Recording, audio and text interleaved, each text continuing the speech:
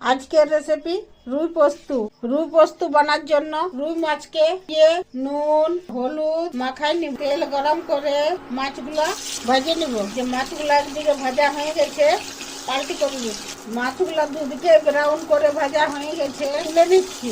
এরপর আবার একটু তেল দিয়ে কালো জিরা ফোড়ন দিয়ে পেঁয়াজ ভাজবো। পেঁয়াজ ভাজা হয়ে গেছে আদা রসুন বাটা, পেঁয়াজের সঙ্গে আদা রসুন আর কাঁচা লঙ্কা, একটু সামান্য হলুদ দিয়ে দিতে বাটা মশলার জলটা দিয়ে মশলাটাকে খুব ভালো করে ভাজিয়ে নিব। মশলাটা ভাজা হয়ে গেছে পোস্তু বাটার জলটা দিয়ে আবার মশলার সঙ্গে পোস্তুটাকে ভাজিয়ে নিব। এই যে পোস্তু ভাজা হয়ে গেছে, পোস্তুর থেকে তেল ছাড়ে দিয়েছে। এরপরে গরম জল দিয়ে আর একটা বড় টমাটর দিয়ে আর পরিমাণ মতো নুন দিয়ে আর ভাজা মাছগুলো দিয়ে আর ঢাকুন দিয়ে 5 থেকে 7 মিনিট সিদ্ধ করে নিব। 7 মিনিট পর ঢাকুনটা খুলে নিয়ে ধনিয়া পাতা দিয়ে নাভাই আর বাটিয়ে নিব।